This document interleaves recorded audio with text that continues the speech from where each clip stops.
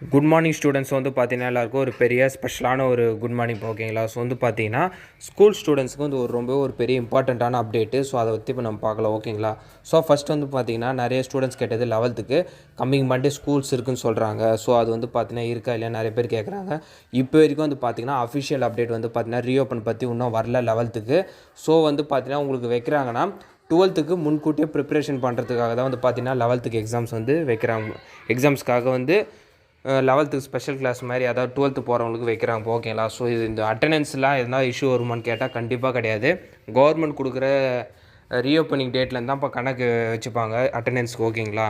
So நீங்கள் விருப்பப்பட்டால் போகலாம், இல்லைனா வந்து எந்த இஷ்யூவும் கிடையாது. பட் வந்து பார்த்தீங்கன்னா நிறைய ஸ்டூடெண்ட்டு ஓன் இன்ட்ரெஸ்டட் நிறைய பேர் போகிறாங்க. அது உங்களோட தனிப்பட்ட விருப்பம். அஃபிஷியல் அப்டேட் வந்து கிடையவே கிடையாது ஓகேங்களா. ஸோ உங்களுக்கு ரீஓப்பன் வந்து பார்த்தீங்கன்னா மேக்ஸிமம் ஜூன் தான் இருக்கும் ஓகேங்களா. ஸோ இப்போ வந்து பார்த்தீங்கன்னா அவங்க ஸ்டூடெண்ட்ஸை ப்ரிப்பேர் பண்ணுறதுக்காக ப்ரைவேட் ஸ்கூல்ஸில் மேபி வைக்கலாம் 11th. இதுதான் இப்போ உண்மை. சப்போஸ் நீங்கள் போகலனாலும் அந்த அட்டண்டன்ஸ் எந்த பாதிப்பும் வராது ஓகேங்களா. ஸோ நெக்ஸ்ட்டு வந்து பார்த்தீங்கன்னா பேப்பர் வேல்யூஷன் எப்போ ஸ்டார்ட் ஆகும் ஸ்டூடெண்ட்ஸ் கேட்டிருந்தாங்க. ஸோ ஆல்ரெடி ப்ரீவியஸ் வீடியோவில் நான் சொன்னது தான். ஸோ பேப்பர் வேல்யூஷன் வந்து பார்த்தீங்கன்னா ஏப்ரல் ஃபஸ்ட் வீக்கில் ஸ்டார்ட் ஆகும். இப்போ கரண்ட்டாக என்ன ப்ராசஸ் போயிட்டுருக்குன்னா 11th 12th அந்த பேப்பர்ஸ்லாம் ஜோன்ஸ்க்கு வந்து மூவ் பண்ணிகிட்ருக்காங்க. ஸோ ஒன்ஸ் மூவ் பண்ணி முடிச்சிட்ட பிறகு வந்து பார்த்திங்கன்னா ஜோன் வைஸ் வந்து பார்த்திங்கன்னா டீச்சர்ஸை வந்து அலாட் பண்ணிவிட்டு வேல்யூஷனை ஸ்டார்ட் பண்ணிடுவாங்க ஓகேங்களா. வேல்யூஷன் எந்த மாதிரி நடக்கும்னு சொல்லிட்டு நிறைய ஸ்டூடெண்ட்ஸ் கேட்குறாங்க. இன்னுமே ஸ்டார்ட் ஆகலை.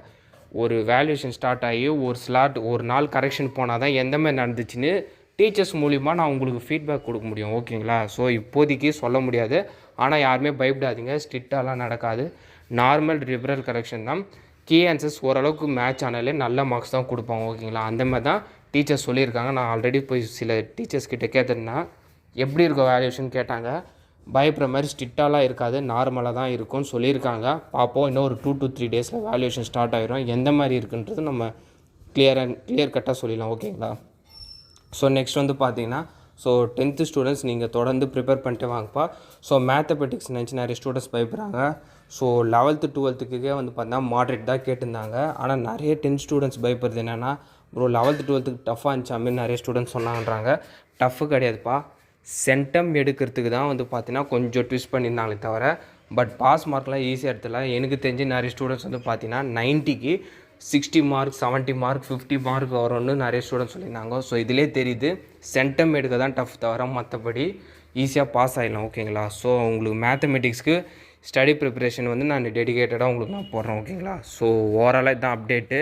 ஸோ ஸ்டூடெண்ட்ஸ் கேட்டது. ஸோ இந்த அப்டேட்டை மறக்காமல் உங்கள் ஃப்ரெண்ட்ஸ் அண்ட் ஸ்டூடெண்ட்ஸ்க்கு ஷேர் பண்ணியிருக்குப்பா.